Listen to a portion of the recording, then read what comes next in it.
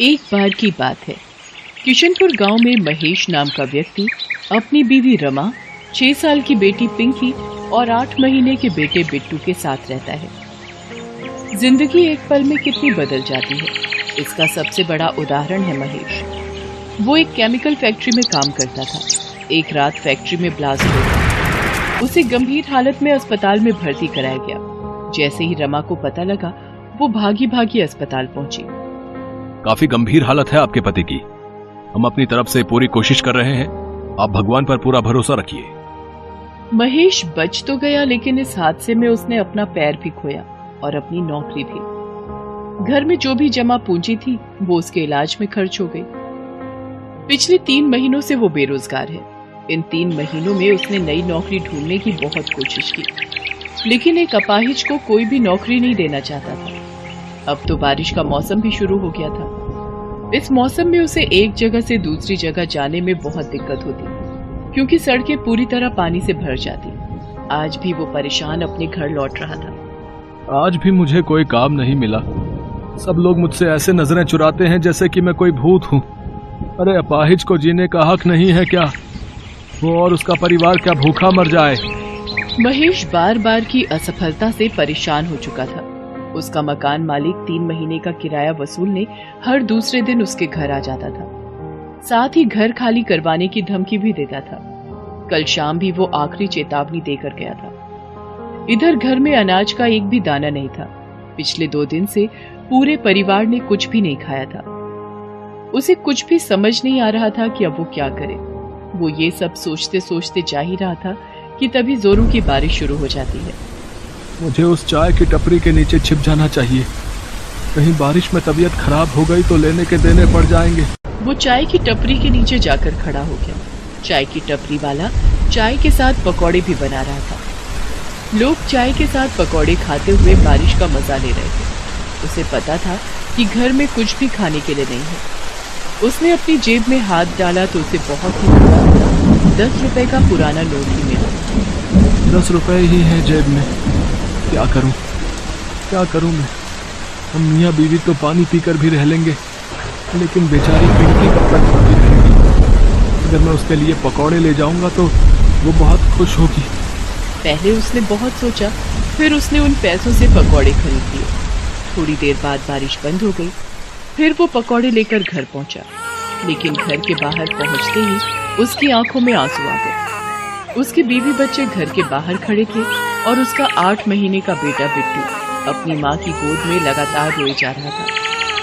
पिंकी सहमी हुई अपनी माँ का आंचल पकड़कर खड़ी थी और उनका मकान मालिक उनका बचा खुचा सामान सड़क पर फेंक रहा था। उसकी बेटी ने जब उसको देखा तो वो भागते हुए महेश के पास आई और रोते हुए कहने लगी, बाबा देखो ना, अंकल ने हमें घर से बाहर निकाल दिया और वो हमारा सामान भी बाहर फेंक रहे हैं। और जो मेरी छोटी सी गुड़िया थी ना, जो आप लाए थे, अंकल ने उसे भी नाले में फेंक दिया। महेश ने अपनी बच्ची को चुप करवाया और जाकर मकान मालिक के पैरों में गिर पड़ा। ये आप क्या कर रहे हैं मालिक? इस तरह हमें बेघर मत करिए। चुप कर, पहले 3 महीने का किराया हाथ में रख, फिर बात कर। मैं जल्दी ही आपके सारे पैसे चुका दूंगा। चुप कर, पिछले 3 महीने से तुम्हारी ये बात सुन सुनकर मेरे कान पक गए हैं। तभी मकान मालिक की नजर महेश के हाथ में कागज में लिपटे पकौड़ों पर गई। उसे देखकर उसका पारा चढ़ गया। अरे रे, कितना झूठ बोलते हो तुम लोग।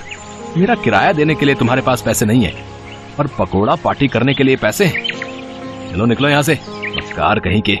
ये कहकर उसने उन पकौड़ों को उसके हाथ से छीनकर फेंक दिया। फिर वो अपने घर में ताला लगाकर निकल गया। महेश और उसकी पत्नी गिड़गिड़ाते रहे, लेकिन वो तो निर्दयी बना रहा।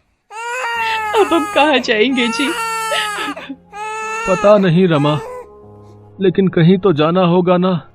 छोटा मोटा सामान अपने सिर पर उठा वो सड़क पर निकल गए और तभी एक बार फिर से जोरों की बारिश शुरू हो गई। वो बारिश से बचकर कहीं छिपना चाहते थे, लेकिन कहीं दूर दूर तक कोई जगह नहीं। रमा अपने छोटे से बेटे को अपने सीने से लगाए चली जा रही थी। तभी बारिश के साथ साथ ओले भी गिरने लगे।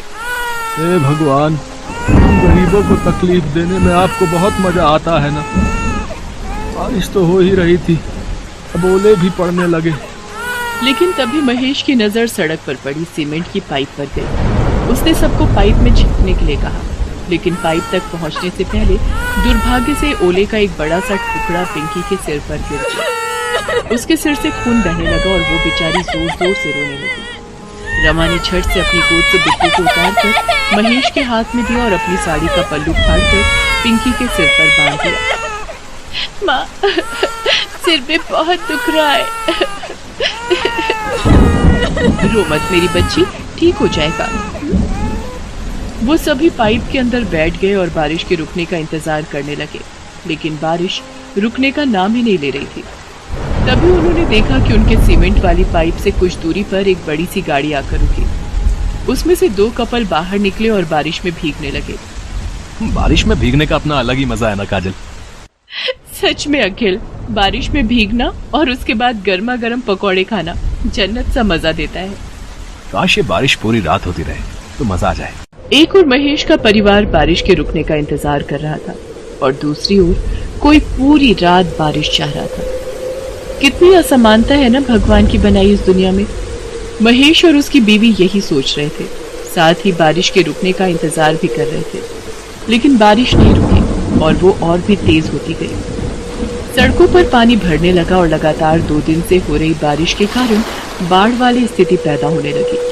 उन लोगों की सीमेंट वाली पाइप में भी पानी आ गया था। पानी उनके सीने तक पहुंच चुका था। रमा, हमें बच्चों को लेकर कहीं ऊंचे स्थान पर जाना होगा, नहीं तो हम सब डूब जाएंगे। तभी महेश ने पिंकी को अपने कंधों पर बिठाया और किसी सुरक्षित जगह की तलाश में आगे की ओर जाने लगा। तभी पानी का एक तेज बहाव आया और महेश का नियंत्रण बिगड़ गया और वो गिर पड़ा। पिंकी भी गिर पड़ी और वो पानी के तेज बहाव की चपेट में आ गई और पानी में डूबने लगी।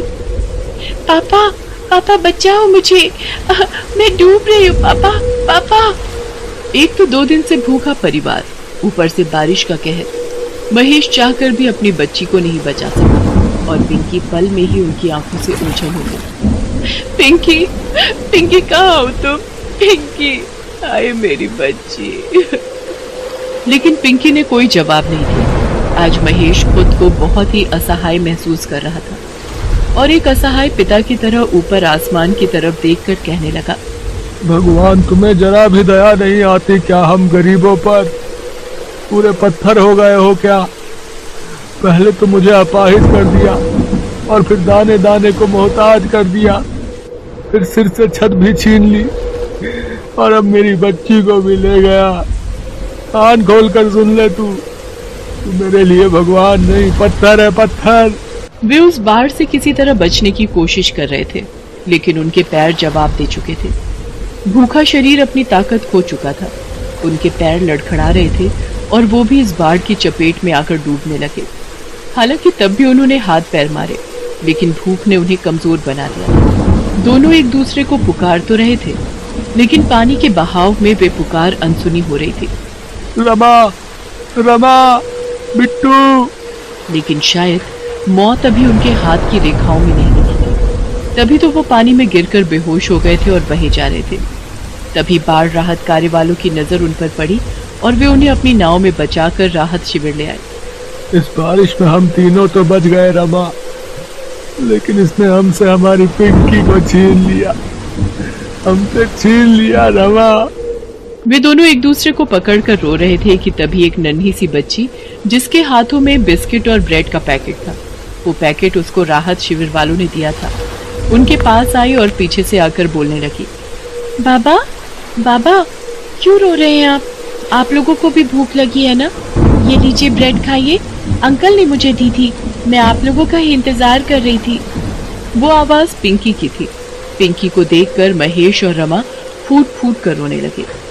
पिंकी को भी राहत कार्य वाले बचाकर शिविर में ले आए थे।